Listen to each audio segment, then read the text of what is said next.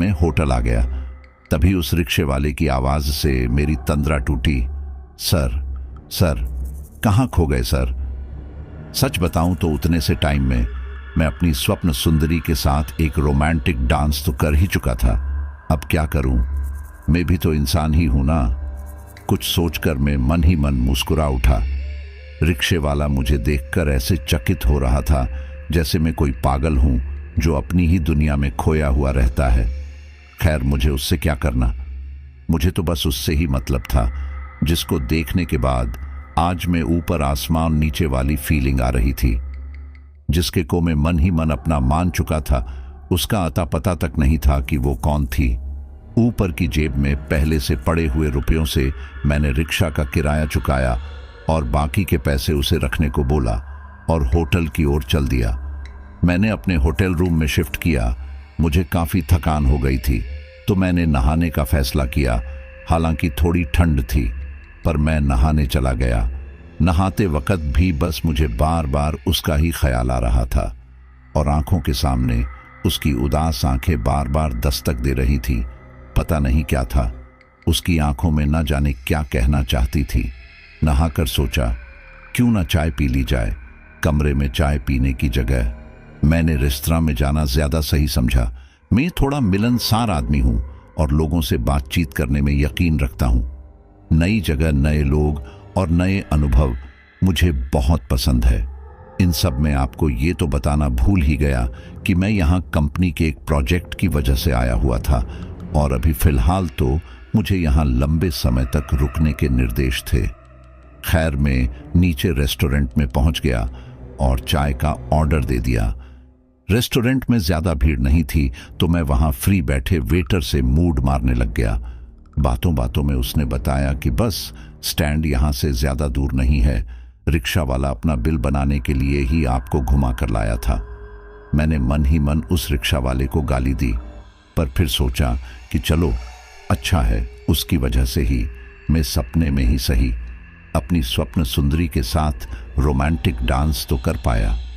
थोड़ा पॉजिटिव सोच का इंसान हूं मैं। हर चीज में अच्छाई ढूंढने लगता हूं।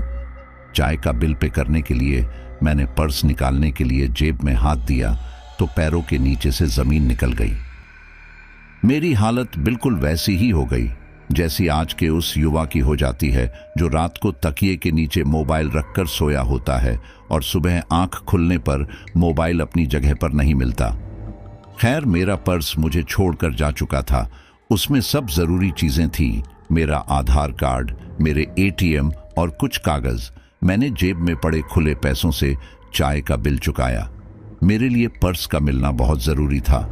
मैं होटल के अंदर जिस रास्ते से आया था उसको नजर मारते हुए वापस रूम तक जा पहुंचा, पर सब जगह देखने पर भी वहां पर्स नहीं मिला। पर्स इस कदर नाराज था जैसे कोई रूठी हुई प्रेमिका नाराज होकर साथ छोड़ देती है। जाओ, मुझे तुम्हारे साथ रहना ही नहीं है। अब संभावना थी कि या तो उस रिक्शा में गिरा हो या उस बस में। रिक्शा में मिलना तो नामुमकिन ही था। सोचा बस में ही देख लिया जाए, शायद किस्मत से मिल जाए। बाहर निकलकर देखा तो इक्का दुक्का रिक्शा खड़े थे। पता नहीं इतनी जल्दी होने के बावजूद क्यों मैंने पैदल जाना सही समझा। शायद मैं वहां के रास्ते से वाकिफ होना चाहता था। वहां किसी से रास्ता पूछकर मैं रास्ते पर नजर डालता हुआ बस स्टैंड की ओर जाने लगा। बस स्टैंड पहुंचने में मुश्किल से 10 मिनट लगे। मैंने उस रिक्शा वाले को मन ही मन शुक्रिया कहा जिसकी वजह से मैं रोमांटिक डांस कर सका। कोई और रिक्शा वाला होता तो 5 मिनट में लाकर रख देता, पर उस नेक इंसान ने मुझे बस स्टैंड से होटल पहुंचाने में पूरे 20 मिनट लगाए। ऐसे ही भले लोगों पर ही तो ये पृथ्वी टिकी हुई है। खैर, बस स्टैंड ज्यादा बड़ा नहीं था और भीड़ भाड़ भी ज्यादा नहीं हो रही थी। आधे से ज्यादा एरिया में अंधेरा था और बस लाइन से लगी हुई थी। मैं अपनी बस को ढूंढने लगा। ऊपर वाले का शुक्रिया की बस मिल गई।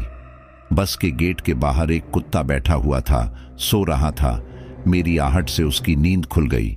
उसने मेरी ओर देखा और देखकर फिर से सो गया, जैसे मेरे आने से उसको कोई फर्क नहीं पड़ा हो। मैंने दरवाजा खोला तो पहले से खुला हुआ था। मोबाइल की लाइट जलाई और अंदर जाकर देखने लगा। वहां उसी सीट के नीचे मेरा पर्स पड़ा हुआ था। जब मैंने सीट बदली थी शायद तभी गिर गया होगा। मैंने तुरंत उठा लिया, सब कुछ सुरक्षित था। मेरे मुंह से निकला थैंक्स गॉड, और मैंने बस वालों को भी मन ही मन थैंक्स कर दिया कि उन्होंने बस की सफाई नहीं की थी। मैं वहां से निकलने को ही था, पता नहीं कहां से उस सीट को एक बार निहारने का ख्याल आ गया। दिल तो पागल है ना। मैंने उस सीट पर लाइट मारी तो मुझे वहां कुछ पड़ा हुआ नजर आया। मैंने पास जाकर ध्यान से देखा तो एक रूमाल नजर आया। मैंने तुरंत उठा लिया। उसमें से भीनी भीनी खुशबू आ रही थी। उस वक्त मैं खुद को किसी कहानी का जासूस समझ रहा था, जिसके हाथ कोई बड़ा सबूत लग गया हो। बस से बाहर निकलकर आया तो वो कुत्ता जिसको अब तक मुझसे कोई मतलब नहीं था, अब मुझ पे भौंकने लगा और बार बार भौंक रहा था। मैंने सोचा, अजीब कुत्ता है, जब रोकना था तब रोका नहीं, और अब ऐसे रोक रहा है जैसे चोरी के बाद अपना हिस्सा मांग रहा हो। वो भौंकते भौंकते मुझे मैन गेट तक छोड़ने आया। खैर, वहां से निकलकर मैं वापस अपने होटल रूम में आ गया और वही रूम में ही खाना मंगा लिया। यात्रा की थकान हो गई थी तो मैं गहरी नींद में सो गया। रात के वक्त नींद में मुझे महसूस हुआ कोई मेरे कमरे में आया और आकर चला गया। गहरी नींद में था तो मुझे लगा शायद कोई सपना देखा है, हो सकता है मेरा भ्रम हो। पर सुबह उठकर देखा तो मैं होटल में था, तो कोई कैसे अंदर आ सकता है। थकान भरी गहरी नींद में कभी कभी ऐसा हो जाता है, तो मैंने ज्यादा ध्यान नहीं दिया। नहा धोकर तैयार हुआ तो रात वाले रूमाल का ख्याल आ गया। रात में टेबल पर ही तो रखा था, यहां वहां कपड़ों में, तकिए के नीचे सब जगह खोज मारा पर कहीं नहीं मिला। मैं परेशान हो गया। मेरे पहले प्यार की पहली निशानी कहीं खो गई थी। मुझे खुद पर गुस्सा आया। एक रुमाल संभाल कर नहीं रख सकता, मोहब्बत क्या खाक करूंगा। उस होटल में 3 रूम पर एक वेटर यानी केयर टेकर लगा हुआ था। मैंने रिसेप्शन पर कॉल करके उसको ऊपर बुलाया और पूछा, कोई मेरे रूम में आया था क्या? उसने कहा, सर, रूम अंदर से लॉक रहता है, ऐसे कोई अंदर नहीं आ सकता। उसने पूछा, कुछ हुआ है क्या? कुछ सामान चोरी हुआ क्या? मैंने कुछ सोचते हुए कहा, कुछ नहीं, तुम जाओ। वो रात के खाने की प्लेट्स उठाने लगा। तभी उसकी नजर टेबल पर रखे कोयलों पर पड़ी और वो आश्चर्यचकित होकर बोला, साहब, ये आपने रखे हैं यहां? मैंने देखा तो वहां कुछ कोयले पड़े हुए थे। आश्चर्य की बात है, रुमाल देखने की जल्दबाजी में मेरी नजर कैसे नहीं पड़ी। टेबल पर कोयले बिखरे पड़े थे जैसे अधजले हों। वो वेटर उनको देखकर सकपका गया और सिर्फ प्लेट लेकर चला गया। मुझे वेटर का व्यवहार कुछ अजीब लगा। उससे भी अजीब ये लगा कि ये कोयले मेरे रूम में कहां से आ गए, और उससे भी अजीब, जब रूम अंदर से बंद था तो रूमाल कहां गायब हो गया। सब सामान सही रखा हुआ था तो सिर्फ क्या कोई रुमाल लेने क्यों आएगा? मैं भूत प्रेत में यकीन नहीं रखता था। मुझे स्टाफ पर ही शक हो रहा था कि कोई मुझे नींद में समझ कर आया है और जल्दबाजी में कुछ हाथ नहीं लगा तो रुमाल ही ले गया। मेरी एक गंदी आदत थी कि किसी चीज के पीछे पड़ जाऊं तो उसको सुलझाकर ही दम लेता हूं। मैं होटल के रेस्टोरेंट में गया तो वो वेटर भी वहां सर्व कर रहा था। मैंने उसको इशारे से बुलाया। वो आया और बोला, क्या हुआ साहब? मैंने पूछा, तू वो कोयले क्यों नहीं उठाकर लाया? वो सकपका गया और बोला, मैं बोलता हूं किसी को, वो उठा लेगा। मैंने थोड़ा सख्ती से पूछा, तूने क्यों नहीं उठाए और तू घबरा क्यों गया था? बोल, तू ही आया था ना रात को रूम में? वो बोला, नहीं साहब, आपके कमरे में रात को कोई चुड़ैल आई थी।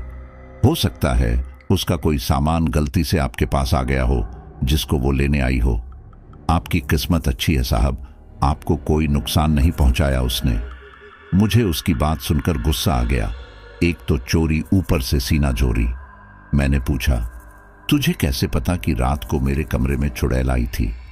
तो वो आंखें घोल करके बोला, यहां बच्चा बच्चा जानता है साहब, चुड़ैल जहां जाती है वहां अपनी निशानी छोड़ जाती है।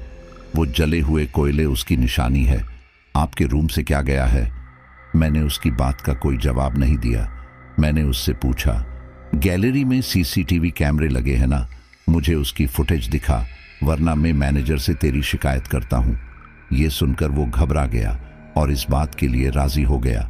साहब, मेरी शिकायत मत करना, वरना मेरी नौकरी चली जाएगी। वो मुझे सीसीटीवी के मॉनिटर रूम में ले गया।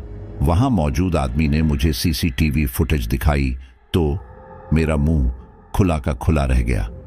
पूरी फुटेज में कहीं कुछ मेरे मतलब का नहीं था, सिवाय एक दृश्य के। वो कैमरा मेरे रूम को पूरी तरह कवर नहीं कर रहा था, उसमें थोड़ा थोड़ा नजर आ रहा था। मेरे कमरे का दरवाजा खुला और कुछ मिनट बाद बंद हो गया। ना ही कोई अंदर गया और ना ही कोई बाहर आया। मेरे लिए ये अजीब अनुभव था कि ऐसे कैसे हो सकता है। मैंने उस रिकॉर्डिंग को दोबारा देखना चाहा और उसको झूम करके देखा तो मुझे कुछ नजर आया। मैंने और झूम किया तो पिक्सल फटने लगे, पर जो नजर आया वो किसी जीत से कम नहीं था। वो किसी की परछाई थी, शायद किसी लड़की की। अगर मेन कैमरा झूम नहीं करता तो शायद मैं वो नहीं देख पाता। मुझे कुछ दिख गया है। मैंने ये बात उस वेटर और ऑपरेटर को नहीं बताई। एक बात तो पता चल गई थी कि कोई मेरे रूम में आया था, और पक्का नहीं था, पर वो शायद कोई लड़की थी। फिर मैंने अपनी हाथ घड़ी पर नजर डाली तो समय देखकर मुझे ध्यान आया, जिस काम से मैं यहां आया हूं उसका तो मुझे कुछ ध्यान ही नहीं।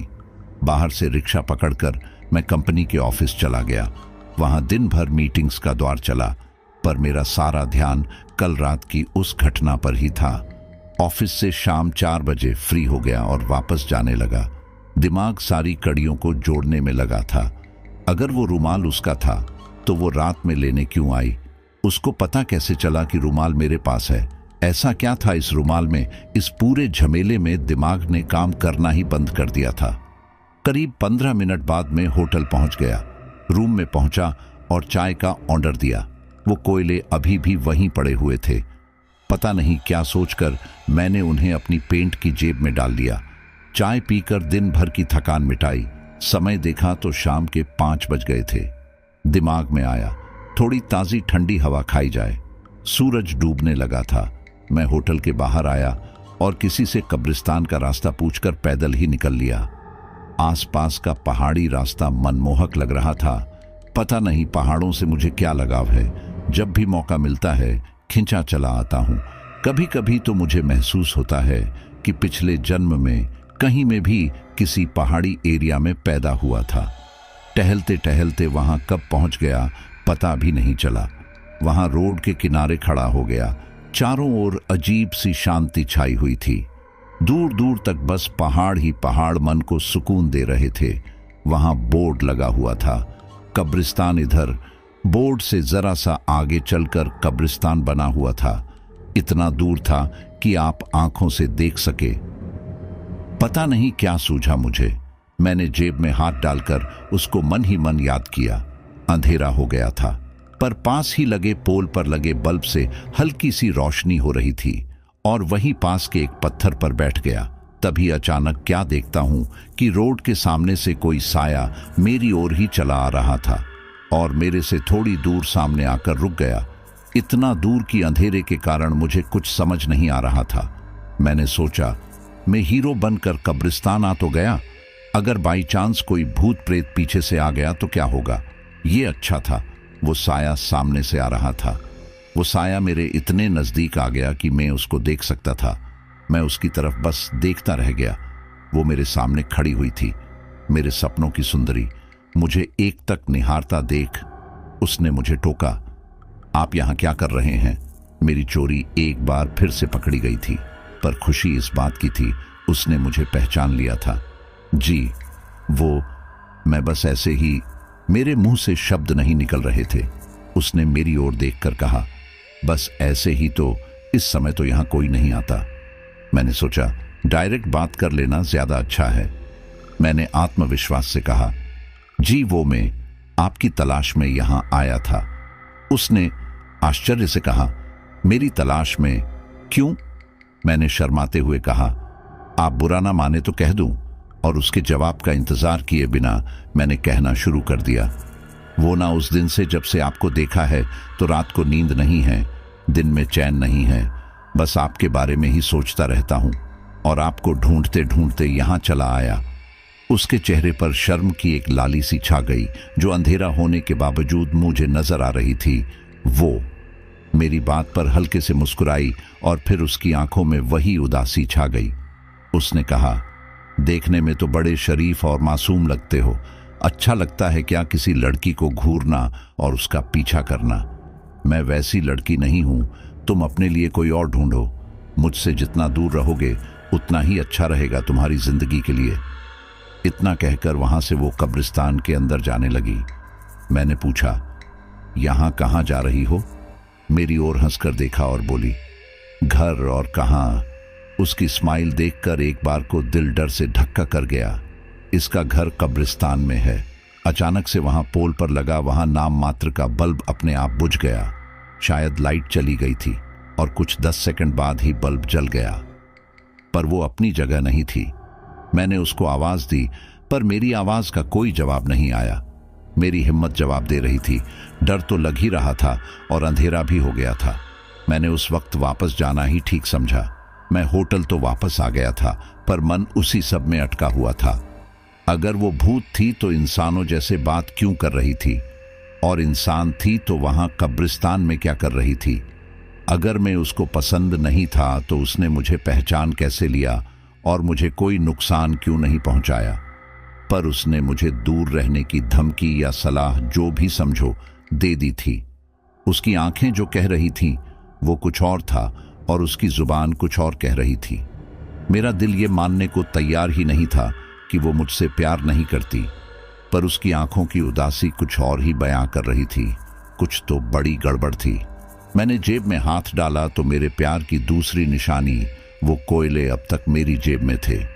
मैं इन सब में उसका नाम पूछना भी भूल गया। तो रुमाल और कोयले की बात कहां से पूछता?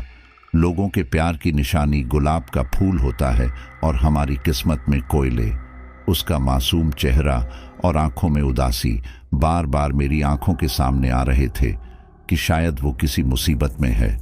पर दिमाग कह रहा था कि ये आशिकी कहीं किसी बड़ी मुसीबत में न डाल दे। फिर मन में आया कि प्यार किया तो डरना क्या, अब जो भी होगा देखा जाएगा। सच बताऊं तो किसी के लिए इतना पागल हो जाऊंगा मैंने कभी सोचा भी नहीं था। मुझे इस बात की चिंता भी सता रही थी, अगर वो सच में भूत निकली तो क्या होगा? मैं तो कैसे भी मैनेज कर लूंगा, पर फैमिली कैसे एडजस्ट करेगी? फिर मुझे खुद अपनी सोच पर हंसी आ गई। छाया, कैसा इश्क का ये शुरूर है, ना जज्बातों पर काबू, ना धड़कनों पर जोर है। खैर, मैंने अपनी सोच को विराम दिया और नीचे डिनर करने रेस्टोरेंट में चला गया। वहां वही वेटर मुझे देखकर खुद आ गया, मुझसे आकर ऑर्डर लिया। डिनर के बाद जब मेन बिल पे कर रहा था तो वो आकर बोला, सर कुछ पता चला क्या? मैंने उसको घूर कर देखा तो वो सकपका गया और बोला, सर मैं तो बस आपके लिए परेशान था, इसलिए पूछा। मैंने सोचा, चलो कोई तो परेशान है मेरे लिए, और हम जिसके लिए परेशान हैं उसको कोई खबर ही नहीं। मैंने उसको इशारे से सीसीटीवी रूम की ओर आने को कहा। सीसीटीवी रूम में पहुंचकर मॉनिटर पर मैंने उसको कुछ दिखाया तो उसकी आंखें फैल गई। मैंने पूछा, पहचानते हो इसको? उसके माथे पर पसीना आ गया और बोला, इसमें साफ साफ तो नहीं दिख रहा, पर मैं अगर सही हूं तो ये वही है। मैंने पूछा, कौन? उसने बोला, सर आप किसी को बोलना मत, वरना मेरी नौकरी चली जाएगी। ये लड़की इसी होटल में काम करती थी, नायरा नाम था उसका, और इसने रूम नंबर 203 में फांसी लगा ली थी। आज तक किसी को कुछ पता नहीं लगा कि क्या हुआ था। 203 मतलब मेरे बगल वाला रूम। मेरे हलक में थूक अटक गया। वो आगे बोलने लगा, सर इसने आज तक किसी को परेशान नहीं किया है, और शुरुआत के दिनों में इसकी हलचल कई बार महसूस हुई थी, इसलिए उस रूम को हमेशा के लिए ताला लगा दिया गया। पिछले 2 साल से ऐसी कोई घटना नहीं हुई, पर अचानक से आपके कमरे में आना और कोयले छोड़ जाना, कुछ समझ नहीं आ रहा। मैंने उस वेटर से पूछा, क्या तुम्हारे पास इसकी कोई तस्वीर है? तो उसका साथी कंप्यूटर में पड़ी पुरानी तस्वीरें मुझे दिखाने लगा। उसकी तस्वीर उसने मुझे दिखाई तो मेरी आंखें फटकर बाहर आने की हालत में हो गई। तो नायरा नाम है उसका। तो क्या मैं एक आत्मा से मिलकर आया हूं? क्या मैं एक आत्मा से प्यार करता हूं? सोचकर ही मेरे रोंगटे खड़े हो गए। मेरी मोहब्बत के सारे अरमान मिट्टी में मिल गए थे। मेरी वही हालत हो रही थी। आसमान से गिरे खजूर में अटके। मेरे तो कुछ समझ में नहीं आ रहा था। उस वेटर ने मुझे इस तरह परेशान देखा तो बोला, क्या हुआ सर, आपको डर लग रहा है क्या? मैंने गुस्से में घूरकर उसकी ओर देखा तो वो बोला, घबराओ मत सर, वो बहुत अच्छी लड़की थी, आज तक किसी का बुरा नहीं किया। जरूर आपने उसकी किसी चीज को डिस्टर्ब किया होगा, वरना वो आपके रूम में नहीं आती। फिर आंखें गोल करके बोला, वैसे भूत प्रेत का क्या भरोसा, कब क्या कर दे। मैंने मन में सोचा कि अब उसको क्या बताऊं। डर मुझे भूत प्रेत का नहीं, मेरे फ्यूचर बर्बाद होने का है। पहली बार कोई लड़की पसंद आई और वो भी भूत निकली। मैं तो उससे भी शादी करने को तैयार था, पर लोगों का क्या करूंगा? उनको तो भूत दिखाई नहीं देगा, वो तो ये समझेंगे कि मैं हवा से बात कर रहा हूं, मुझको पागल समझेंगे। खैर, पागलों वाली हरकत तो मैं कर ही चुका था, तो इस विषय में सोचना बेमानी था। कुछ तो लोग कहेंगे, लोगों का काम है कहना। मुझे इतनी गहरी मुद्रा में सोचता देख वो वेटर बड़ी मासूमियत से बोला, सर परेशान मत होइए, ज्यादा सोचोगे तो आपका दिमाग खराब हो जाएगा, और दिमाग खराब हुआ तो आपका फुटूरे खराब हो जाएगा। मैंने पूछा, फुटूरे मतलब? वो बोला, सर आपका भविष्य। मैंने गुस्से से कहा, इसको फ्यूचर बोलते हैं। वो सक पकाकर बोला, जी सर वही। फिर जासूसी मुद्रा में आंख चलाकर बोला, सर एक बात कहें, अगर आप नाराज ना हो तो। मैंने उसकी तरफ गुस्से से देखकर कहा, क्या मैं तुम्हें स्वभाव से गुस्सैल लगता हूं? उसने बड़े सहज भाव से जवाब दिया, लगते तो नहीं हो सर, पर जब से आपके साथ वो घटना हुई है तब से आपका नटूरे काफी बदल गया है। मैंने कहा, अब ये नटूरे क्या है? इस बार वो बड़े आराम से बोला, आपका स्वभाव सर। अब की बार मुझे सच में गुस्सा आ गया। मैंने कहा, उसको नेचर बोलते हैं, कोई कहकर मर गया था क्या कि नहीं आती तो भी अंग्रेजी बोलो? मुझे गुस्से में देखकर और मेरी बात सुनकर वो वहां से चुपचाप खिसक गया। मैं मन ही मन बड़बड़ाने लगा, इसके साथ 1-2 दिन और बात की तो सच में मेरा फुटूरे खराब, फ्यूचर खराब हो जाएगा। मैं भी क्या क्या बोल रहा था। खैर, मैं वहां से उठा और अपने रूम की ओर रुखसत किया। आंखों में नींद नहीं थी, फिर भी आंखों को बंद करके लेट गया। लगभग 1 घंटे बाद मैं उठा और रूम में चक्कर काटने लगा। फिर ना जाने क्या सूझा। मैंने रूम का डोर खोला और बाहर गैलरी में देखा तो अंधेरा पड़ा हुआ था। मैंने गैलरी में चहलकदमी करना शुरू कर दिया। अचानक से मेरी नजर रूम नंबर 203 पर गई। मन में अचानक से कौतूहल सा जाग गया। मैं कुछ सोचकर रूम की ओर गया और की होल से झांकने की कोशिश की। की होल में अंधेरा सा नजर आया। मैंने जैसे ही दरवाजे के ऊपर हाथ रखा तो दरवाजा चर्र की आवाज के साथ अपने आप खुलता चला गया। कमरे में अंधेरा था, चारों ओर मकड़ी के जाले लगे हुए थे जो मेरे शरीर से टकरा रहे थे। मैंने मोबाइल की लाइट कमरे में स्विच बोर्ड देखने के लिए डाली। जैसे ही स्विच ऑन किया तो सामने का दृश्य देखकर मेरी घिघी बंद गई। नायरा सामने के पंखे पर फांसी के फंदे पर लटकी हुई थी। देखकर ऐसा लग रहा था जैसे अभी अभी फांसी लगाई हो। मैंने उसकी तरफ नजर भर कर देखा। अभी उम्र ही क्या थी, ऐसा क्या था जो जरा भी इंतजार नहीं कर सकी। मैं उसको देख ही रहा था, अचानक उसकी आंख खुल गई और उसने घूर कर मेरी तरफ देखा। मेरी सिट्टी पिट्टी गुम हो गई। अचानक से वहां अंधेरा छा गया। मैं वहां से भागा। किसी ने पैर पकड़कर मुझे दरवाजे के अंदर खींचने की कोशिश की। मैं गिर पड़ा। मैं वहां से भागा और अपने रूम के अंदर जाकर बेड पर लेट गया और खुद को एक चादर के अंदर समेट लिया। मैं गहरी गहरी सांस लेकर अपने आप को संयत करने की कोशिश करने लगा। तभी मेरे सीने में जकड़न सी होने लगी। हाथ पैर में लकवा सा मार गया। मेरे चेहरे के अलावा पूरा शरीर एकदम जड़वत हो गया था। अचानक मुझे मेरी छाती पर वजन महसूस होने लगा। मैंने धीरे से आंखें खोली तो मेरी सांस अटक गई। ये क्या? वो मेरे सीने के ऊपर चढ़कर बैठी हुई थी। उसकी आंखें अंगारे सी लाल हो रही थी। उसके हाथों पर सफेद सी परत जमी हुई थी। नाखून ऐसे थे जैसे बरसों से काटे नहीं हो। उसने मेरे गले पर अपने दोनों हाथ रख लिए और धीरे धीरे मेरा गला दबा दिया। मेरी सांस बंद हो रही थी। उसने अट्टाहस के साथ पूछा, तू कौन है? बस स्टैंड क्यों गया? वो रुमाल तूने क्यों उठाया? क्या चाहता है तू? यहां क्यों आया है तू? मैंने मन ही मन कहा, गला छोड़े तो कुछ बोलूं। उसने मेरा गला और तेजी से दबाना शुरू कर दिया। तभी उस वेटर ने मुझे आवाज लगाई, ये क्या कर रहे हो सर जी? मैं पसीने पसीने था। मैंने देखा मेरी छाती पर एक तकिया रखा हुआ था और मैं अपने हाथों से ही अपना गला दबा रहा था। उसने मुझे पानी दिया। मेरी सांस में सांस आई। मैंने उससे पूछा, तुम कमरे के अंदर कैसे आए? वो बोला, मैं गैलरी से होकर निकल रहा था तो आपकी आवाज सुनी। आप कमरे के अंदर चिल्ला रहे थे। मैंने दरवाजे पर नॉक भी किया पर आपकी कोई प्रतिक्रिया नहीं आई। मैं तुरंत भागकर नीचे गया और रूम की चाबी लेकर आया। रूम खोलकर देखा तो आप नींद में खुद से ही अपना गला दबा रहे थे। ऐसा क्या सपना देख लिया सर जी? मैंने उसकी तरफ धन्यवाद भरी नजरों से देखा और मन ही मन सोचा, आज यह सही टाइम पर ना आता तो सच में मेरा फ्यूचर खराब हो जाता। मैंने उसकी बात का जवाब नहीं दिया और एक सवाल दाग दिया, तुम्हारे पास रूम नंबर 203 की चाबी भी होगी ना? उसने मेरी तरफ ऐसे देखा जैसे मैंने उसकी प्रॉपर्टी में हिस्सा मांग लिया हो। वो बोला, नहीं सर, अब की बार माफ कीजिए, आप मुझे इस होटल से निकलवा कर ही मानेंगे। मैंने पर्स से एक 500 का नोट निकाल कर उसकी जेब में रखा और कहा, तुम पर कोई आफत नहीं आने दूंगा। मैं आदत से मजबूर था, चाहे कितनी भी आफत आ जाए, जब तक बात की तह तक न पहुंच जाऊं मुझे चैन नहीं पड़ता। सुबह के 4 बज चुके थे। उस वेटर की सलाह पर ही मैं 4 बजे उस रूम में जा रहा था। उसके अनुसार सुबह के 4 बजे भूतों की शक्ति कम हो जाती है। मैंने रूम खोला।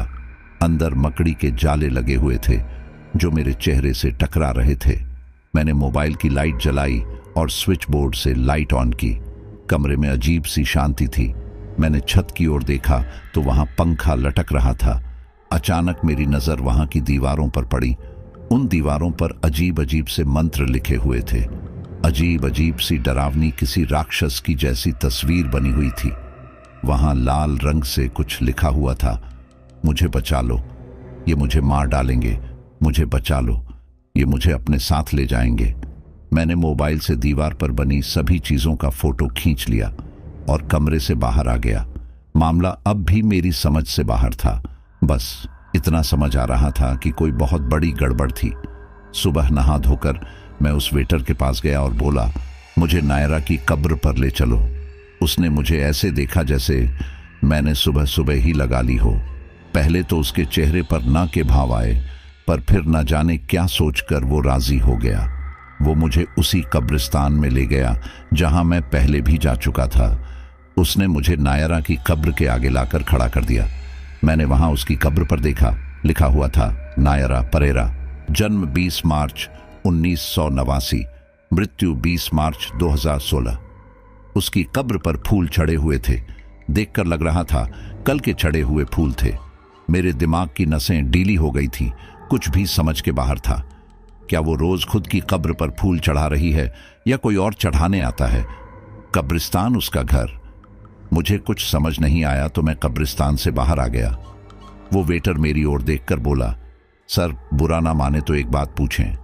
मैंने उसकी तरफ देखा और इशारे से पूछा, क्या? उसने आंखें घोल करके पूछा, मुझे शक है, कहीं आप पुलिस वाले तो नहीं हो? मैं उसकी ओर देखता रह गया। मैंने सोचा, ये इंसान है क्या चीज, जब देखो अजीब गरीब बातें, कभी नठुरे कभी फुटूरे। गलत ले आया साथ इसको, अच्छा खासा तल रहा था भटूरे। मैंने उसको देखा और उससे पूछा, मैं तुम्हें किसी एंगल से पुलिस वाला लगता हूं क्या? वो मुझे ऊपर से नीचे स्कैन करके बोला, लगते तो नहीं हो, मैंने कहा। फिर वो पलकें झपकाकर बोला, आप केस की तहकीकात इस तरह कर रहे थे, मुझे लगा शायद हो। मैंने आंखें घुमाकर कहा, मुझे भी एक शक है, कहीं तुम पिछले जन्म में जासूस तो नहीं थे? तो हंसकर बोला, क्या साहब आप भी ना मजाक करते हो? मैंने भौएं उचकाकर जवाब दिया। शुरू किसने किया था?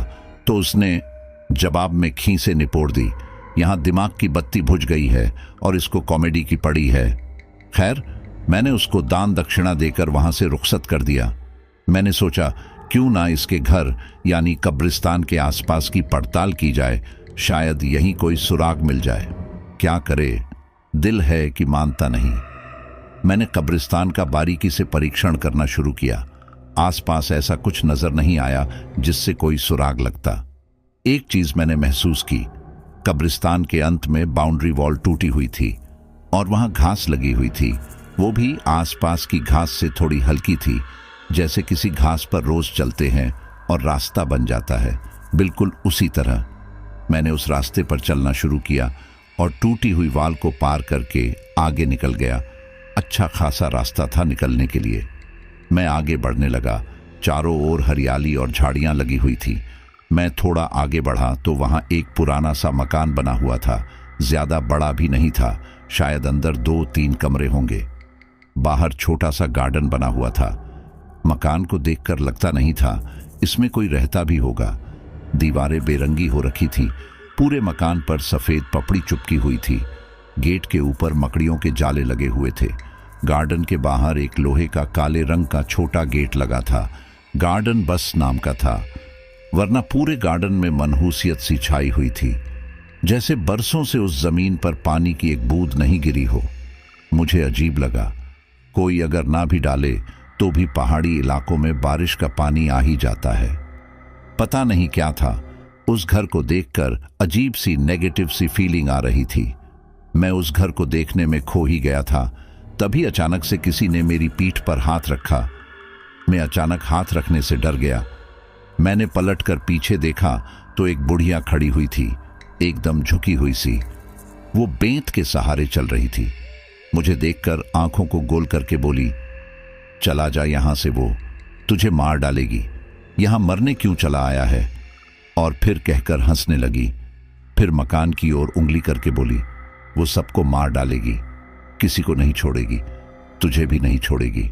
चला जा यहां से, भाग जा। हाँ हाँ करके अजीब सी आवाज में हंसने लगी। सच बताऊं, मुझे भूत से ज्यादा डर तो उस बुढ़िया की हंसी को सुनकर लग रहा था। मैंने उस बुढ़िया की ओर देखकर पूछा, कौन अम्मा, कौन मार डालेगी? वो बोली, वो चुड़ैल जो इस घर में रहती है वो सबको मार डालेगी, सबकी उम्र चुरा लेगी, भाग जा यहां से। मैंने बुढ़िया की ओर देखकर कहा, अम्मा डराओ मत, मैं पहले से डरा हुआ हूं, मैं तो उससे मिलने आया हूं। वैसे क्या उम्र है आपकी? बुढ़िया ने कहा, तेरे से थोड़ी सी ज्यादा ही है, पर उसने मेरी उम्र चुरा ली है, तेरी भी चुरा लेगी, भाग जा। उसकी बात सुनकर मुझे बड़ा आश्चर्य हुआ। मैंने कहा, अम्मा उसने दिल चुरा लिया है, उम्र भी चुरा लेगी तो क्या फर्क पड़ता है? बुढ़िया मेरी ओर घूर कर बोली, मुझसे मजाक मत कर, चला जा वरना जान से हाथ धो बैठेगा, वो तुझे छोड़ेगी नहीं। जाने क्या सूझा, मैंने एक पत्थर उठाया और पूरा हाथ घुमाकर उस घर के दरवाजे में देने ही वाला था कि पीछे पलट कर देखा तो वो बुढ़िया वहां से गायब हो चुकी थी। मैंने कहा, अजीब ही माहौल है यहाँ का, पता नहीं लगता इंसानों में रह रहा हूं या भूत प्रेतों की बस्ती में। खैर, वहां मुझे कुछ खास नहीं दिखा जिससे कुछ समझ आए। घड़ी में टाइम देखा तो सुबह के 10 बज रहे थे। याद आया, ऑफिस नाम की एक जगह भी है जहां मुझे जाना था। मैं वहां से रुखसत हो गया। ऑफिस से लगभग 4 बजे फ्री हुआ तो फिर होटल जाने का मन नहीं किया। मन अभी भी वहीं अटका हुआ था। मैं फिर से वहीं पहुंच गया, पर इस बार मेरे साथ वो वेटर नहीं था। एक तरफ तो डर लग रहा था कि कहीं कुछ हो गया मुझे तो घर वालों को पता भी नहीं चलेगा। भूतों से बातचीत कर कर मेरे अंदर भी जो थोड़ा बहुत डर था वो कम हो गया था। जिंदगी भर के संबंध बनाने हैं तो बातचीत तो करनी ही पड़ेगी, और कब तक ऐसे ही अपने होने वाले ससुराल वालों से डर डर कर जिंदगी काटूंगा, वो भी सिर्फ इसलिए क्योंकि वो लोग भूत हैं। इतना तो अंदाज लग गया था कि बेचारे बेवजह किसी से कुछ नहीं कहते। जब तक तुम उनकी जिंदगी में दखल ना दो वो तुमसे कुछ नहीं कहते। वो तो इतने अच्छे हैं कि पहले वार्निंग देते हैं फिर एक्शन लेते हैं। अभी सुबह की ही तो बात थी, ऐसा लग रहा था कि मेरी ससुराल के सामने खड़ी होकर मेरी होने वाली ददिया सास कह रही हो, भाग जा मेरी पोती की जिंदगी से। मैंने गहरी सांस ली। मैं भी ना जब से उस होटल में आया हूं मेरा दिमाग भी अजीब सा हो गया है। ना जाने क्या उलूल जुलूल ख्याल आते रहते हैं। मैं फिर से उस मनहूस घर के सामने खड़ा था। आसपास कोई हलचल नहीं थी। मैंने सोचा क्यों ना इस घर के अंदर जाकर देखा जाए, शायद कोई सबूत हाथ लग जाए। मैंने सावधानी से वो गेट पार किया और उस गार्डन के अंदर घुस गया। वहां चुपचाप से हल्के पांव से आगे की ओर बढ़ रहा था। तभी देखा एक वही दरवाजे की देहरी पर 2 आंखें मुझे घूर रही थीं। वो एक काली रंग की बिल्ली थी। साइज में सामान्य से थोड़ी बड़ी थी। खाते पीते घर की लग रही थी। मेरे कदम उसको देखकर रुक गए। वो लगातार मुझे घूरे जा रही थी। हम दोनों का आई कांटेक्ट हो रहा था। देखकर लग रहा था कि उसको सिक्योरिटी का जिम्मा दिया गया है। मुझे ख्याल आया जैसे इंसान कुत्ता पालते हैं वैसे ही ये भूत प्रेत बिल्ली पालते होंगे। वो मेरी ओर आक्रामक मुद्रा में थी। मैं झुककर बैठ गया और मैंने तुरंत एक पत्थर उठाया और बिल्ली की ओर उछाल दिया। बिल्ली तेज आवाज में म्याऊं की आवाज करके घर के पीछे की ओर भागी। मैं भी उसके पीछे भागा। और ये क्या, घर के पीछे बिल्कुल वैसा ही दरवाजा बना हुआ है जैसा कि घर के आगे, पर घर के ये साइड एकदम रंगा पुता और साफ था। इस घर के साइड कोई भी गार्डन नहीं था। आश्चर्य था, ऐसा मकान कौन बनवाता है। मैंने घर के दरवाजे को खटखटाया। अंदर से कोई आवाज नहीं आई। मैंने लगातार 3 बार दरवाजा खटखटाया तो अंदर से एक बूढ़ी औरत की आवाज आई, कौन है, यहां क्यों मरने आया है, भाग जा, वो आने वाली है, उसके आने से पहले भाग जा। मैंने फिर से दरवाजा खटखटाया और आवाज लगाई, दरवाजा खोलो। फिर किसी बूढ़े की खांसने की आवाज आई और आधे रास्ते में दरवाजा खुला। दरवाजा खुलते ही अजीब सी बदबू आ रही थी। वो एक बूढ़े इंसान थे जो अध खुले दरवाजे से झांक कर बोले, किससे मिलना है। मैंने कहा, मैं नायरा से मिलने आया हूं। ये सुनकर बूढ़े की आंखें फैल गईं और गुस्से से बोला, किसने भेजा है तुझे, कोई नायरा नहीं रहती यहां। मैंने कहा, मुझे किसी ने नहीं भेजा, मैं नायरा का दोस्त हूं। बूढ़े आदमी ने गुस्से से कहा, दोस्त है तो इतना भी नहीं मालूम कि नायरा मर चुकी है।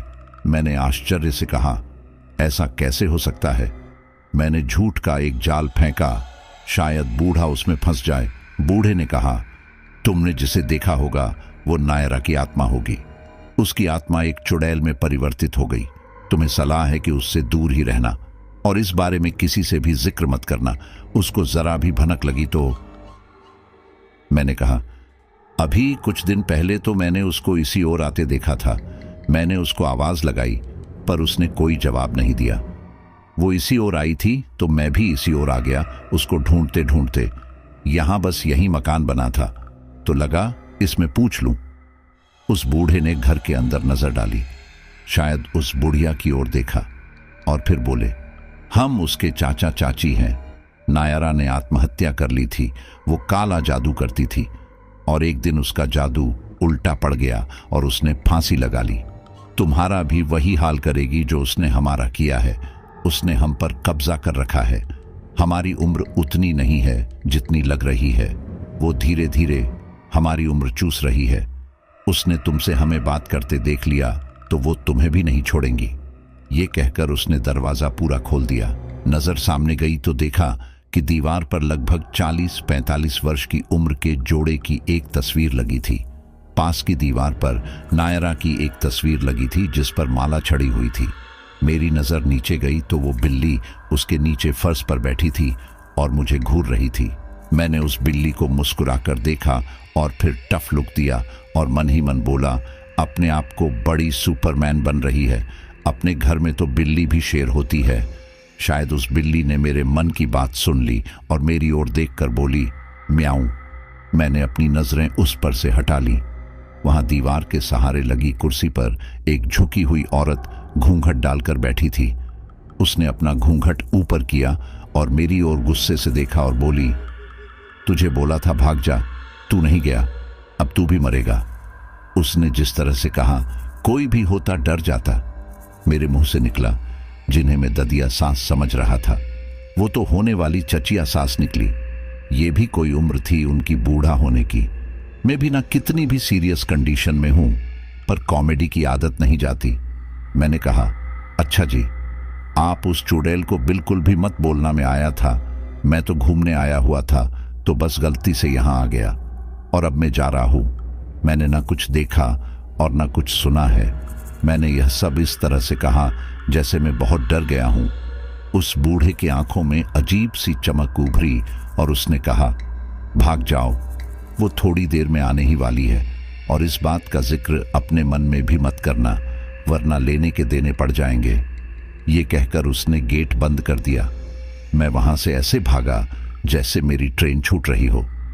मैंने महसूस किया उस मकान की खिड़की से 2 आंखें मुझे भागते हुए देख रही थी।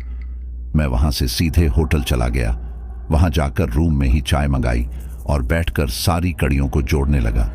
मैं ध्यान में मग्न था। तभी मेरे मोबाइल की रिंगटोन बजी। देखा तो माँ का कॉल था। माँ बोली, और बेटा कैसा है, घर कब आ रहा है? तेरे लिए मैंने एक लड़की देखी है। मैंने कहा, माँ अभी कुछ दिन लग जाएंगे, और बाकी हालचाल बताकर फोन रख दिया। फोन रखकर मैंने चाय की चुस्की ली और मन ही मन सोचा, वहां माँ लड़की ढूंढ रही है और यहां मैं मजनू जासूस बनकर उनकी बहू ढूंढ रहा हूं। माँ तो माँ होती है। अचानक से मेरे दिमाग में मेरे ही मोबाइल की रिंगटोन गूंजी। मेरी आंखों में अलग ही चमक थी। रात के 11 बजे थे। चारों ओर एकदम घुप अंधेरा। रोड पर स्ट्रीट लाइट जल रही थी। मैं हाथ में टॉर्च लिए उस सुनसान रोड पर चले जा रहा था। मन में डर था, पर आदत से मजबूर में चले जा रहा था। कमरे में बैठे बैठे सोचते रहने से ज्यादा अच्छा मुझे रिस्क लेना लगा। कब्रिस्तान के गेट के बाहर पहुंचते ही मेरे कदम एक बार ठिठके, पर मैं हिम्मत करके कब्रिस्तान में घुस गया। मेरे हाथ में बस एक टॉर्च ही थी जो मेरा सहारा था। मैं कब्रिस्तान को पार करके बाउंड्री वॉल की ओर बढ़ रहा था। तभी मेरी नजर एक कब्र पर गई। वहां हल्की सी रोशनी हो रही थी, जैसे कुछ जल रहा हो। मैंने टॉर्च से देखा तो वहां आधी पिघली हुई मोमबत्ती जल रही थी और गुलाब के 5 फूल रखे हुए थे और पूरी कब्र को गुलाब की पंखुड़ियों से सजा रखा था। मुझे बड़ा अजीब लगा, इतनी रात को किसने मोमबत्ती जलाई है, किसने इतनी सजावट कर रखी है। मैंने नाम पर नजर डाली तो मैं चौंक गया। वो नायरा की कब्र थी। मैं सावधानी से कब्रिस्तान से बाहर निकल गया और उस मनहूस घर के पास पहुंचने से पहले ही टॉर्च बंद कर दी। मैं नहीं चाहता था कि रोशनी की वजह से मुझे कोई देखे। मैं उस गेट को पार करके वहां लगे पाइप की सहायता से उस मकान की दीवार पर चढ़ने लगा। थोड़ी सी मेहनत के बाद मैं उस मकान की दीवार पर चढ़ गया और सावधानी से जीने से मकान के अंदर उतर गया। पास वाले कमरे से 3 लोगों की आवाज आ रही थी। आवाज बहुत हल्के से आ रही थी। एक जवान लड़की की आवाज आ रही थी। मैंने सब बंदोबस्त कर दिया है। फिर कुछ गिरने की आवाज आई और बिल्ली के म्याऊं की आवाज गूंजी। मैं संभल कर वहां से हट गया। जरा सी आहट से मेरी जान पर बन सकती थी। मैं पीछे की ओर सरका और मेरा बैलेंस बिगड़ गया। मैं किसी अंधेरी जगह पर आ गिरा था। ऊंचाई ज्यादा नहीं थी, इसलिए मेरे लगी नहीं। मैंने टॉर्च जलाकर देखा तो वहां सीढ़ियां बनी हुई थी जो नीचे की ओर जा रही थी। पता नहीं मुझे क्या सूझा, मैं नीचे उतरने लगा। नीचे पहुंचकर देखा तो वो एक तलघर था। टॉर्च की रोशनी में देखा तो वहां अजीब अजीब तरह के सामान रखे हुए थे जो मैंने अपने जीवन में कभी नहीं देखे थे। वहां की दीवारों पर टॉर्च की रोशनी डाली तो एक पूरी दीवार पर वही डरावनी सी राक्षस की पेंटिंग बनी हुई थी। बाकी की दीवारों पर अजीब अजीब से मंत्र बने हुए थे। कमरे में एक कोने में एक लकड़ी का बोर्ड रखा था। कुल मिलाकर एक डरावना कमरा था। वो दिल के आकार का दिखने वाला लकड़ी का टुकड़ा था। इसमें पीछे की ओर सभी ओर घूमने वाले पहिए लगे थे। इसकी नोक की तरफ एक छेद था जिसमें पेंसिल लगी थी। कमरे के बीचों बीच एक गोल टेबल रखी थी। कुल मिलाकर एक डरावना कमरा था। मैंने कमरे में टॉर्च चारों ओर दौड़ाई तो देखा एक दीवार पर एक प्लेटफॉर्म बना हुआ था। उस पर लकड़ी के बेस पर पारदर्शी कांच का बना हुआ एक ताबूत रखा हुआ था। मैं उस प्लेटफॉर्म के पास गया और ताबूत पर रोशनी मारी तो मेरी आंखें फटकर बाहर आ गई। उसमें एक लड़की की लाश रखी हुई थी। मेरी सब निडरता हवा हो गई। मेरे मुंह से बस एक ही शब्द निकला, नायरा। मेरा दिमाग बस तरबूज की तरह फटना बाकी रह गया था। नायरा तो कब्र में आराम कर रही थी, फिर उसकी लाश यहाँ क्या कर रही है? कितनी सुंदर लग रही थी वो मरने के बाद भी। फिर दिमाग में ख्याल आया कि उसको मरे हुए लगभग 2 साल हो चुके हैं, फिर भी कोई बदलाव नहीं। कुछ तो भेद है, या तो ये जिंदा है, या चुड़ैल है, या मर गई है। मेरा दिमाग भी अंधेरे में एकदम घुप हो गया था। उस ताबूत के पास ही एक कांच के बॉक्स में 3 गुड़िया रखी हुई थी। मैंने ध्यान से देखा तो एक गुड़िया की आंखें बंद थी, एक गुड़िया की आंखें खुली हुई थी, और एक गुड़िया को कपड़े की साड़ी पहनाकर उसको किसी स्त्री का रूप दे रखा था। उन कपड़ों से बनी गुड़ियाओं को देखकर मुझे किसी काले जादू का सा एहसास हुआ।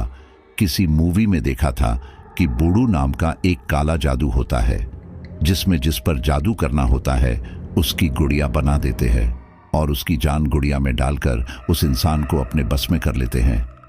ये सब सोचकर ही सिरहन हो गई। मैं खड़ा खड़ा सोच ही रहा था, तभी मुझे लगा अचानक किसी ने मेरे कंधे पर आकर हाथ रखा। मैं घबरा गया कि मेरी चोरी पकड़ी गई। आज तो बेटा गए काम से। मैंने पीछे पलटकर देखा तो मेरी रूह कांप गई। मेरे हाथ से टॉर्च छिटक कर जमीन पर गिर गई, पर उसमें से अभी भी रोशनी हो रही थी और कमरे में फैल रही थी।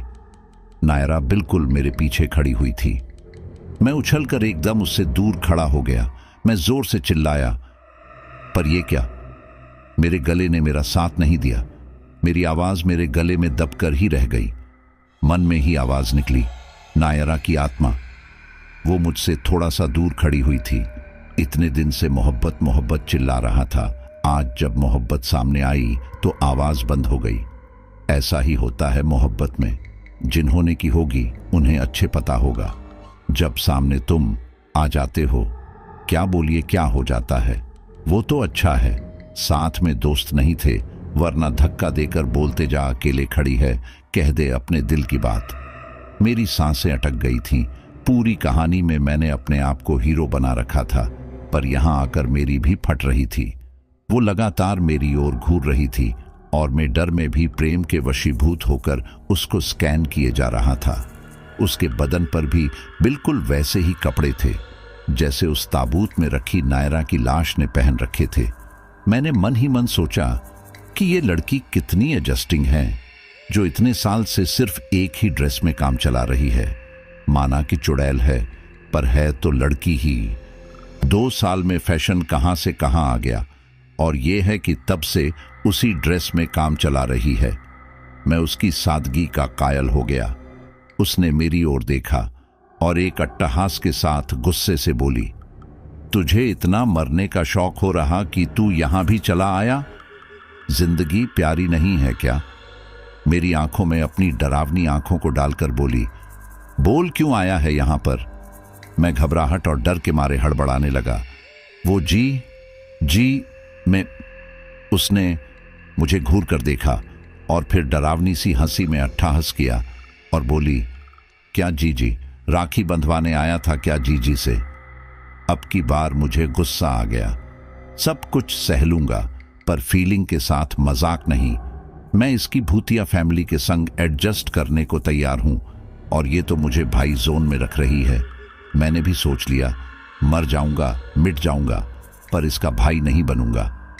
मैंने उससे कहा, आप गलत समझ रही हैं, मैं राखी बंधवाने नहीं आया था, मैं तो फ्रेंडशिप। मेरा शब्द पूरा होने से पहले ही उसने अपने होठों पर अपनी उंगली रखी और बोली, चुप एकदम। अब एक शब्द भी मुंह से बाहर निकाला तो यहीं दफना दूंगी। फ्रेंड होने का ही लिहाज कर गई हूं, वरना तेरी जगह अभी कब्रिस्तान में होती। ऐसा बोलकर जोर जोर से हंसने लगी। उसका सुंदर चेहरा अंधेरे में टॉर्च की रोशनी में और भयाभय लग रहा था। मैं इसका फ्रेंड कब बन गया? मेरे मन में एक पॉजिटिव सोच आई, या तो इसको गलतफहमी हो गई है, या ये भी मुझे फ्रेंड मान रही है। अब भी पुराने जमाने की सोच वाली है, जो प्यार स्वीकार करने में कतरा रही है। फिर मेरे मन में आया कि ये मेरी फ्रेंड कब बन गई। पता नहीं, पगली ने शायद बस में देखा हो, तब से मन ही मन अपना फ्रेंड मान लिया हो। इतनी देर में वहां के माहौल में एडजस्ट हो गया था कि अब पहले जैसे डर नहीं लग रहा था। इतना तो मुझे लग गया था कि उसका मेरे लिए सॉफ्ट कॉर्नर है। वो प्यार तो करती है मुझसे, पर फैमिली प्रेशर की वजह से फ्यूचर ना होने के कारण मुझसे दूर हो रही है, वरना इतनी देर से मुझे ऐसे ही हंस हंस कर निहारती थोड़े ही रहती। मेरी ये गलत फहमी उसने ज्यादा देर नहीं रहने दी। मुझे लगातार बेशर्मों की तरह देखते रहने से उसको गुस्सा आ गया। उसने गुस्से में एक जोरदार लात उस टॉर्च पर मारी और टॉर्च बुझ गई और वो जोर जोर से हंसने लगी। और उसने एक जोरदार तरीके से अपनी सीधे हाथ की हथेली मेरे लेफ्ट साइड यानी दिल के ठीक ऊपर ऐसे मारी जैसे किसी के थप्पी मारते हैं, और तभी 2 हाथ मेरी गर्दन पर पीछे से पड़े और मैं होश खोता चला गया। मेरी आंखें मूंदती जा रही थीं। मुझे एहसास हुआ उस कमरे में 2 लोग और मौजूद थे। मुझे ठंड सी महसूस हुई। मैंने अलसा कर अंगड़ाई ली और आंख खोली तो चारों ओर हल्का अंधेरा था। सिर के ऊपर पोल पर एक बल्ब जल रहा था। कुछ सेकंड लग गए मुझे समझने में कि मैं किसी खुली जगह पड़ा हूं। घड़ी देखी तो सुबह के 4 बज रहे थे। मैं उठकर बैठ गया। चारों ओर नजर घुमाई तो देखा कब्रिस्तान इधर का बोर्ड लगा हुआ था। तो क्या मैं सारी रात इस कब्रिस्तान के बाहर पत्थर के पास पड़ा हुआ था? मेरा पूरा शरीर दर्द कर रहा था। मैं उठा और अपने कपड़े झाड़े और फिर मेरे संग कल रात में हुई घटनाओं को याद करता चला गया। सारी घटनाएं रील की तरह मेरी आंखों के सामने घूम रही थी। मेरी गर्दन किसी ने दबा दी थी। मुझे मारने की कोशिश थी या फिर सिर्फ डराने की। मेरा सर अब भी घूम रहा था। मैं उसी पत्थर पर बैठ गया। थकान और नींद का असर अब भी सर पर था। मैं उठा और एक नजर कब्रिस्तान के अंदर डाली तो पूरे कब्रिस्तान में अंधेरा था। बाहर ही एक पानी की टंकी रखी थी। उसके पानी से मैंने अपना मुंह धोया और फिर सोचा ससुराल में तो घनी बेइज्जती हो गई है, अब मायके यानी होटल चलना चाहिए। मैं मरे मरे कदमों से वापस होटल की ओर चलने लगा। सच में उस टाइम ऐसी फीलिंग आ रही थी जैसे दुल्हन ने ऐन वक्त पर फेरों के लिए मना कर दिया हो और बारात वापस जा रही हो। मैं किसी उदास दूल्हे की तरह उस सुनसान सड़क पर चले जा रहा था। थोड़ी देर बाद मैं होटल पहुंच गया। कमरा नंबर 203 के सामने से गुजरा तो मन में वो गाना गूंजने लगा, अब तेरे बिन जी लेंगे हम, जहर जिंदगी का पी लेंगे हम। क्या हुआ जो एक दिल टूट गया। मैं कमरे में घुसा और बिना कपड़े बदले पलंग पर कटे वृक्ष की तरह गिर गया। पूरी रात मुझे बस नायरा के सुहाने सपने आते रहे। सुबह आंख खुली तो देखा घड़ी 11 बजा रही थी। मोबाइल उठाया तो देखा उसमें 8 मिस कॉल पड़े थे, जिसमें से 6 तो ऑफिस से ही थे और 2 माँ के थे। मैंने कॉल बैक किया और उनको बोला अचानक बुखार आने की वजह से आज मैं ऑफिस आने में असमर्थ हूं। मैंने मन ही मन सोच लिया अब इन सब आफतों से दूर हो जाऊंगा। लोग दिल टूटने पर शांति की तलाश में पहाड़ी समुद्री इलाकों में जाते हैं, पर मेरा तो दिल ही पहाड़ी में ही टूट गया था। मेरी ही मति मारी गई थी जो एक चुड़ैल से दिल लगा लिया। अंदर से अजीब सा रोना आ रहा था। मुझे खुद पर यकीन नहीं हो रहा था। मैं तो कभी ऐसा था ही नहीं। उस चुड़ैल ने मुझ पे ऐसा क्या जादू किया जो उसके प्यार में मेरी ऐसी हालत हो गई। उसने मुझे देवदास बनाने में कोई कसर नहीं छोड़ी थी। वो तो शुक्र है मैं शराब नहीं पीता था। मैंने माँ को फोन लगाया और बोला माँ आपकी याद आ रही है, और ये बोलकर रुआंसा हो गया। माँ मुझे पहली बार इस तरह रुआंसा देख समझ गई कि मामला प्यार का है और बोली कौन है वो चुड़ैल जिसने तेरी ऐसी हालत की है। मैंने मन ही मन सोचा माँ को कैसे पता चल गया कि वो एक चुड़ैल है। मैंने कहा माँ कौन चुड़ैल?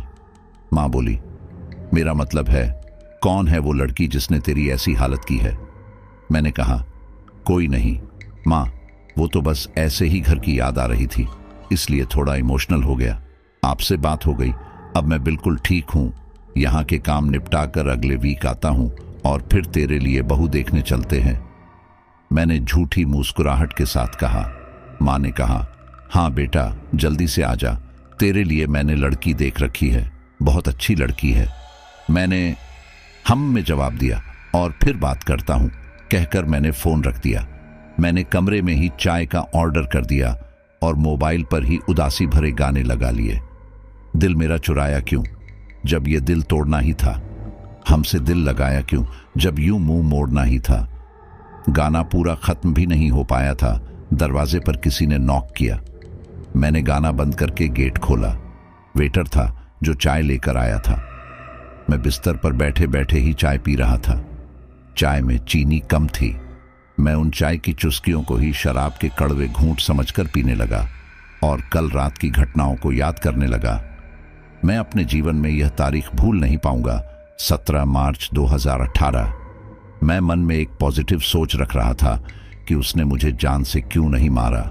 वो चाहती तो मुझे उसी वक्त खत्म कर देती, पर उसने ऐसा नहीं किया। मैं पॉजिटिव और नेगेटिव सोच के बीच भटक रहा था।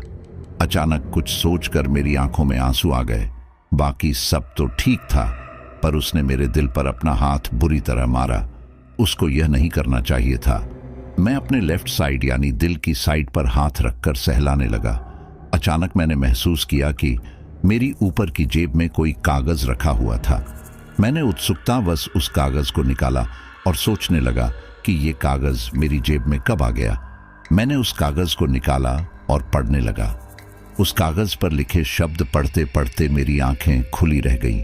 मेरी आंखों में एक अलग सी चमक आ गई थी, जैसे मेरे हाथ कोई खजाना लग गया हो। मुंह से एक ही शब्द निकला, हे भगवान। मैंने तुरंत होटल काउंटर पर फोन करके उस वेटर को बुलाया और उससे सवाल जवाब किया। उससे मुझे मेरे सारे सवालों का जवाब अब तक नहीं मिला था। उसने मुझसे कहा, मुझे यहां आए हुए ज्यादा वक्त नहीं हुआ है। वो घटना के कुछ समय बाद ही होटल में आया था। उसको सिर्फ उतना ही पता था जितना उसने सुना था। उसने मुझे होटल के एक पुराने वेटर से मिलाने के लिए कहा, जो काफी समय से उस होटल में अपनी सेवाएं दे रहा था। इस वक्त कमरे में वो दोनों वेटर और मैं था। वो पुराना वेटर थोड़ा हिचकिचा रहा था। मैंने उसको विश्वास लिया और कहा, उसकी और मेरी बात इस कमरे के बाहर नहीं जाएगी। मैं उससे सवाल कर रहा था और वो हर सवाल का जवाब दे रहा था। उसके हर जवाब पर मेरी आंखें चौड़ती जा रही थीं। मैंने उससे पूछा, उस टाइम की घटनाएं सीसीटीवी में भी तो रिकॉर्ड हुई होंगी? उसने जवाब दिया, नहीं सर, उस वक्त तक होटल में सीसीटीवी नहीं था। इस घटना के बाद होटल की बदनामी हो सकती थी। स्टाफ का मामला था, इसलिए मालिक ने मामले को वहीं दबवा दिया। उस दिन के बाद से मालिक ने होटल में सीसीटीवी कैमरे लगवा दिए। बहुत अच्छी लड़की थी साहब, उसके साथ बुरा करने वालों को तो सजा मिलनी ही चाहिए। कहकर उस वेटर की आंखों में आंसू छलक आए। मैंने एक 500 का नोट उस वेटर की जेब में रखना चाहा तो उसने इनकार कर दिया और बोला, साहब, नायरा को इंसाफ मिल जाए तो वही मेरे लिए सबसे बड़ी टिप होगी। मैं देखता रह गया उस वेटर को। वो दोनों मेरे रूम से बाहर चले गए और मैं उलझी हुई कड़ियों को सुलझाने में लग गया। तारीख थी 20 मार्च 2018। समय था रात के 11 बज रहे थे। चारों ओर अंधेरा था। एक अजीब सा सन्नाटा हो रहा था। करीब 7 साए उस कब्रिस्तान की ओर चले जा रहे थे। वो साए तेज चाल से पर सावधानी से चल रहे थे। अंधेरे में उन्होंने कब्रिस्तान में प्रवेश किया। वहां नायरा की कब्र को आज बेहद खूबसूरत तरीके से सजाया गया था। उसकी कब्र के चारों ओर मोमबत्तियां इस तरह जल रही थी, उसकी कब्र को एक आकृति दे रही थी। पूरी कब्र को गुलाब के ताजा फूलों से सजाया गया था और इत्र की महक से पूरी कब्र महक रही थी। तभी वातावरण में अचानक से एक रोशनी 2-3 बार चमकी और बुझ गई। वो साए फिर से चलने लग गए और उन्होंने कब्रिस्तान की बाउंड्री वॉल को पार किया और आगे बढ़ने लगे। इतने सन्नाटे में भी इतनी सावधानी में कदम आगे बढ़ रहे थे कि उनके कदमों की आवाज बिल्कुल भी नहीं आ रही थी। थोड़ी देर बाद वो सभी साए सावधानी पूर्वक उस मनहूस मकान के उस काले गेट को पार करके उस मकान की दीवार पर पाइप के सहारे चढ़ने लगे। कुछ ही देर में सभी साए छत पर थे। वही कमरा आज कुछ अलग रंग में रंगा हुआ था। उस कमरे की 3 दीवार काले रंग से रंगी हुई थी। सिर्फ एक दीवार वैसी की वैसी थी जिस पर उस शैतान की पेंटिंग बनी हुई थी। फर्श भी आज गहरे काले रंग से रंगा हुआ था। बीच में रखी टेबल पर वहीं दिल के आकार का लकड़ी का बोर्ड रखा हुआ था। उस गोल टेबल के चारों ओर गोलाई में मोमबत्तियां जल रही थीं। एक कुर्सी पर नायरा बैठी हुई थी, एकदम उदास सी, मंत्र मुग्ध सी, जैसे किसी ने हिप्नोटाइज कर रखा हो। उसके सामने एक कुर्सी पर 2 लोग बैठे हुए थे। वो भी काले रंग के कपड़े पहने हुए थे। कुल मिलाकर बेहद ही डरावना वातावरण था। कमरे में लगी घड़ी में लगे घंटे ने 12 बार टन टन की आवाज के साथ बजकर 12 बजने का संकेत दिया। उन घंटों की आवाज ने वहां के वातावरण के सन्नाटे को अचानक से चीर दिया। बाहर से जानवरों के रोने की अजीब सी आवाज आने लगी। ऐसा लग रहा था जैसे कई सारे कुत्ते और भेड़िए मिलकर किसी बात का एक साथ मातम मना रहे हों। बीच बीच में उल्लू की आवाज उनके साथ ताल दे रही थी। तभी उस टेबल पर एक महिला की आवाज में किसी अजीब भाषा का मंत्र उच्चारित होने लगा और वहां की टेबल में अपने आप अजीब तरह से कंपन होने लगा, जैसे सिर्फ उसी टेबल वाले हिस्से में भूकंप आया हो। और उस टेबल पर रखे उस दिल के आकार के लकड़ी के बोर्ड में लगे पहिए हिलने लगे और इधर से उधर घूमने लगे। फिर उस बोर्ड के नीचे रखी पेंसिल अपने आप से हिलने लगी और उसके नीचे लगे कागज पर कुछ लिखने लगी। फिर एक महिला की सुरसुराहट भरी आवाज निकली। उसकी आवाज में अजीब सी खनक थी, कोई रहस्य भरी आवाज जैसी। Happy birthday to you, happy birthday to you, happy birthday, happy birthday, happy birthday dear Naira. उस महिला की आवाज जैसे ही बंद हुई, वो लकड़ी के बोर्ड के पहिए अचानक जोर जोर से हिलने लगे, जैसे कोई तूफान सा आ गया हो उस टेबल पर। उस औरत ने उस कागज को पढ़ा और जोर जोर से हंसने लगी और फिर जोर से अट्ठा हंस करके बोली, तू जब तक मेरा काम नहीं करेगी तब तक तू ऐसे ही तड़पेगी। एक बार फिर से वो पेंसिल जोर जोर से हिलने लगी और उस कागज पर कुछ लिख दिया। उस औरत ने उस कागज को पढ़ा तो गुस्से से उसकी आंखें लाल हो गई और वो चिल्ला के बोली, किसी काम की नहीं है तू। मैं हूं कि तेरा जन्मदिन मना रही हूं और तू है कि बस बहाने बनाने में लगी है। उस औरत ने गुस्से में एक जोर का अट्ठाहस लगाया और चिल्लाकर बोली, मेरा काम नहीं करोगी तो तुम सब मरोगी। एक बार फिर से उस बोर्ड के पहियों में कंपन होने लगा और पेंसिल हिलने लगी और कुछ शब्द उस कागज पर उतर आए। अब की बार उस महिला का गुस्से का पारा आसमान छू गया। उसने अहंकार भरी आवाज में कहा, मेरी बिल्ली मुझसे ही म्याऊं, मेरा काम कर, वरना तुझे ऐसा सबक सिखाऊंगी कि तुझे कभी मुक्ति नहीं मिलेगी, वहां हमेशा के लिए तड़पती रहेगी। बोल हां या ना। अब मैं तेरा और बोझ नहीं उठा सकती, मुझे मेरा काम चाहिए बस। और किसने कहा था तुझे फांसी लगाने को? तुझे तो मैंने वापस आने को बोला था, जरा भी सब नहीं कर पाई। अब ये बहाने बनाना छोड़ और मेरा काम कर दे। मैं वादा करती हूं, तुम सबकी जिंदगी मेरे हाथों में है, तुम सबको छोड़ दूंगी। अब की बार फिर से पेंसिल हिली और उस कागज पर कुछ शब्द बनते चले गए।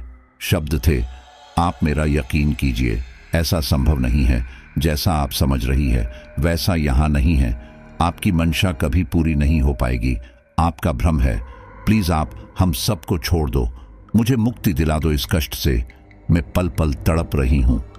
उस औरत ने जब वो कागज पढ़ा तो वो गुस्से से लाल पीली हो गई।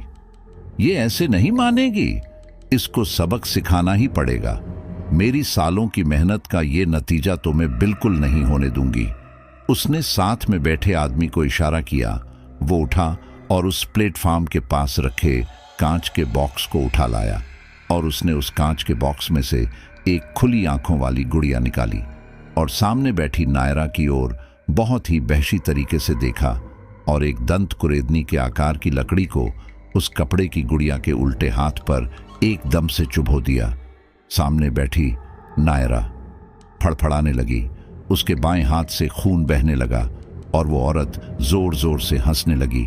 बोल, इसको भी भेज दूं तेरे पास, फिर दोनों मिलकर मेरा काम कर देना। उस औरत के बोलते ही उस लकड़ी के बोर्ड के पहिए बुरी तरह से भड़भड़ाने लगे और फिर से पेंसिल चलने लगी। उस औरत ने उस कागज को पढ़ा और उसके मुंह से निकला, तू नहीं मानेगी, सबकी सब मरोगी। उस औरत ने फिर से उस लकड़ी को उठाया और उस गुड़िया के पैर में चुभो दिया। गुड़िया के पैर में चुभोते ही सामने कुर्सी पर बैठी नायरा के पैर से खून निकलने लगा और वो तड़पने लगी और कुर्सी से गिर गई। उसको देखकर वो औरत जोर से हंसने लगी। मैं नहीं तो कोई भी नहीं। अचानक से वो लकड़ी का बोर्ड फिर से कंपन करने लगा और उसके पहिए जोर जोर से हिलने लगे। इस बार उसकी पेंसिल घूमी और किसी टोप की तरह सीधी हो गई और उस लकड़ी के बोर्ड से निकलकर उस औरत पर किसी रैकेट की तरह चल गई। उस औरत ने अचानक अपने आप को साइड करके उस पेंसिल से बचा लिया। अब वो दिल के आकार का लकड़ी का बोर्ड गोल गोल उस टेबल पर घूमने लगा और फिर उस औरत पर लपक पड़ा। इस बार फिर से बाल बाल बच गई वो औरत। इस बार वो दिल के आकार का लकड़ी का बोर्ड अपने पहियों पर पूरे कमरे के चक्कर लगाने लगा। उस कमरे की शैतान की पेंटिंग वाली दीवार को छोड़कर तीनों दीवारों पर, कभी फर्श पर कभी टेबल पर। अचानक से वो बोर्ड बेहोश पड़ी नायरा के पास आकर रुक गया और उसमें कंपन होने लगा। नायरा से थोड़ा दूर जाकर फट की आवाज के साथ वो बोर्ड फट गया। उसके चिथड़े चिथड़े हो गए और पास ही लेटी नायरा अचानक से उठकर खड़ी हो गई और अचानक हवा की तरह आकर कुर्सी पर बैठ गई और उस सामने बैठी औरत के सामने आंखों में आंख डालकर बोली, तूने मुझे अपनी बातों में फंसाया, मुझे मौत के मुंह में ढकेल दिया, मेरी वो हालत कर दी कि मुझे आत्महत्या करनी पड़ी। अब तू क्यों इस लड़की के पीछे पड़ी है? तुझे समझ नहीं आता कि जो काम तू चाह रही है वो कभी संभव नहीं है।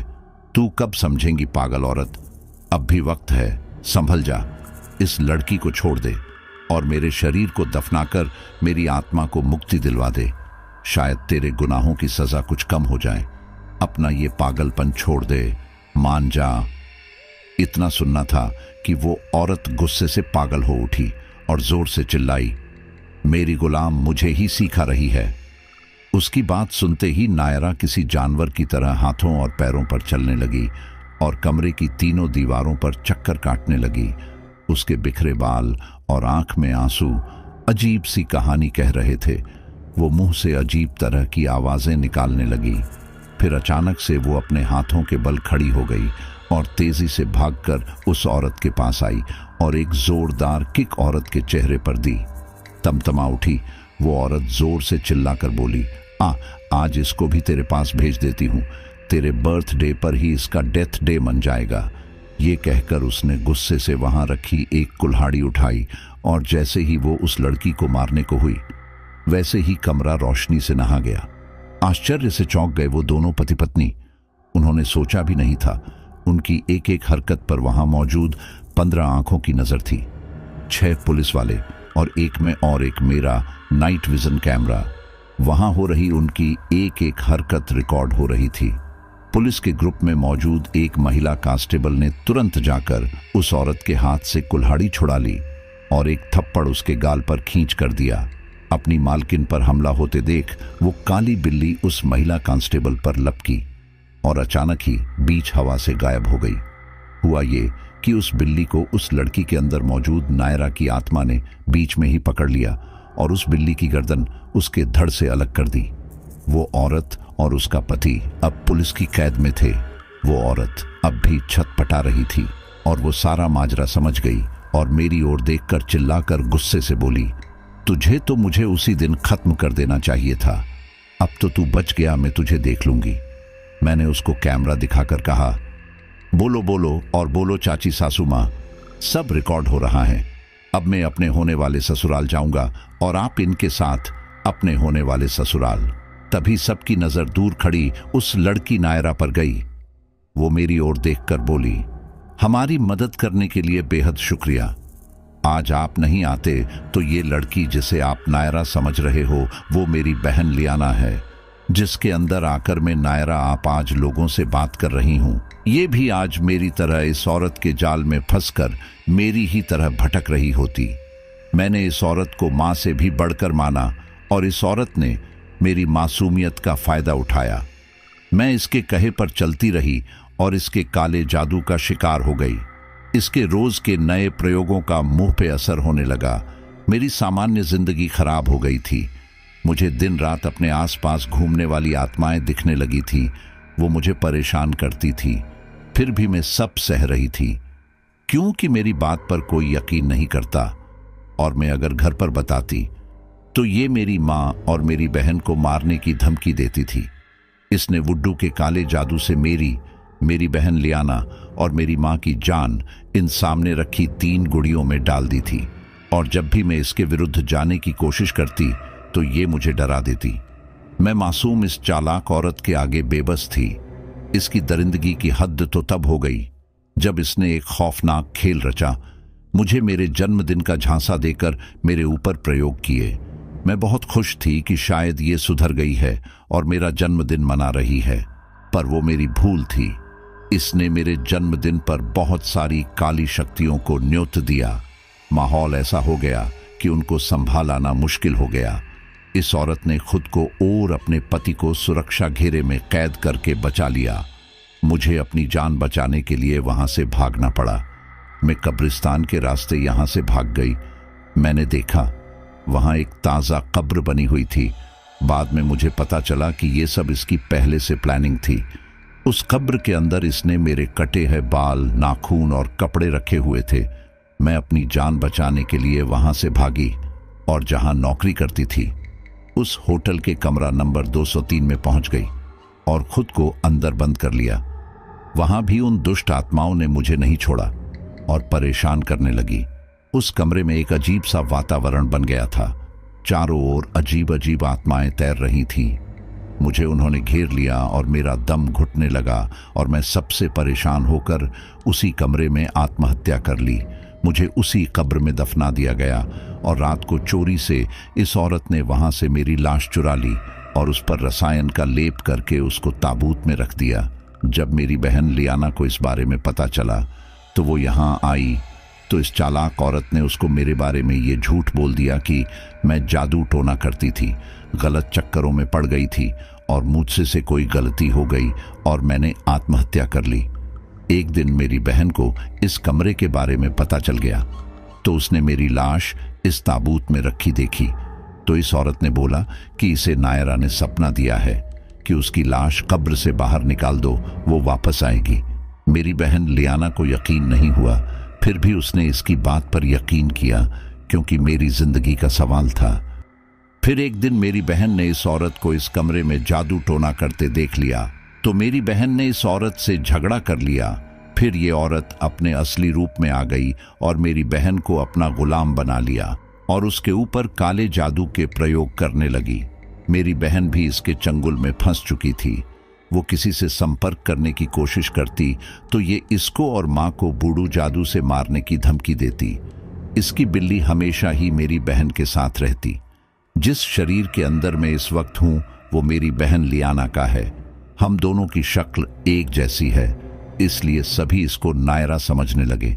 इस औरत ने इस कब्रिस्तान के पीछे अपना अड्डा इसलिए बनाया था जिससे इसके काम में कोई दखल ना दे। अगर गलती से भी कोई यहाँ आ जाता तो ये दोनों बूढ़े बुढ़िया का भेष बनाकर लोगों को डरा देते थे। मेरी बहन और मेरी एक शक्ल का फायदा उठाकर मेरी बहन को चुड़ैल घोषित कर दिया था, जिससे लोग यहाँ आने से कतराए और ये बिना रोक टोक अपना काला जादू करके अपना काम करती रहे। ये औरत काले जादू के द्वारा लोगों की उम्र चुराना चाहती थी। काला काम ये करती और बदनाम नायरा होती। आज मेरे जन्मदिन के दिन ये फिर से कोई बड़ा जादू करने की फिराक में थी। मैं और मेरी बहन का जन्मदिन एक ही तारीख को आता है तो ये इसको भी वहीं मेरे पास भेजने के चक्कर में थी। वहां मौजूद सभी लोग उस लड़की के अंदर मौजूद आत्मा की बातें सुनकर चकित हो गए थे। उनके चेहरे देखकर लग रहा था उनको अब भी यकीन नहीं हो रहा था कि ऐसा भी संभव है। मैं उस लड़की की हर एक बात को अब भी रिकॉर्ड कर रहा था। मैंने उस लड़की से पूछा, एक बात समझ नहीं आई कि जब आपकी बहन को चुड़ैल घोषित कर दिया था जबकि वो चुड़ैल नहीं थी, तो फिर वो किसी को बस में दिखाई क्यों नहीं दी और सिर्फ मुझको ही क्यों दिखाई दी? उस लड़की ने मेरी ओर देखा और बोली, मेरी बहन के साथ इस औरत ने हमेशा के लिए एक काली बिल्ली छोड़ रखी थी जो इसकी हर हरकत पर नजर रखती थी। उस दिन ये मां से मिलकर वापस आ रही थी। ये बिल्ली जरूरत पड़ने पर भ्रम पैदा कर देती थी और वहां मौजूद लोगों की याददाश्त गायब हो जाती थी, पर तुम्हारे साफ दिल और मजबूत इच्छा शक्ति की वजह से उसका जादू तुम पर काम नहीं किया। इसलिए मेरी बहन सिर्फ तुम्हें ही दिखाई दी। जब तुमने उसकी तरफ शुद्ध हृदय और सच्चे प्रेम भाव से देखा तो इसके मन में तुमसे एक उम्मीद जागी, इसलिए इसने तुम्हें मुस्कुराकर देखा और फिर इसकी आंखों में उदासी इसलिए छा गई कि कहीं उस बिल्ली को इस बात की भनक ना लग जाए। इसने वहां वो रुमाल जानबूझकर छोड़ा, शायद तुम्हारी नजर पड़ जाए। पर उस वक्त तुम्हारी नजर उस रुमाल पर नहीं पड़ी। पर जब तुम उस सीट से उठे तो किस्मत से तुम्हारा पर्स वहां गिर गया। मेरी बहन की इस हरकत का पता इस औरत को पता चल गया और उसने ही इसको मजबूर किया कि वो अपना रुमाल लेकर आए, क्योंकि वो किसी भी तरह का रिस्क नहीं चाहती थी। उस रात मेरी बहन ही तुम्हारे रूम में आई थी और अपना रुमाल ले गई थी और बदले में जानबूझकर कोयले छोड़ गई थी कि तुम उसको चुड़ैल समझो और उससे दूर हो जाओ। उससे जब भी तुम्हारी मुलाकात हुई उसने तुम्हें डराया और दूर रहने को कहा। वो तुम्हारी मदद चाहती थी, पर ये नहीं चाहती थी कि उसकी जान बचाने की वजह से तुम आफत में आ जाओ, क्योंकि इस औरत की नज़र हमेशा मेरी बहन पर थी। अगर वो सीधे सीधे तुमसे कुछ कहती तो वो तुमको भी मार देती। उस रात जो होटल के कमरे में तुमने सपना देखा था, वो सब मैंने यानी नायरा की आत्मा ने ही दिखाया था। मुझे तुम पर पूरा यकीन नहीं था। मैं तुम्हारा इम्तिहान ले रही थी। अगर तुम सच में मेरी बहन से प्यार करते होंगे तो उसका सच जानने की कोशिश जरूर करोगे।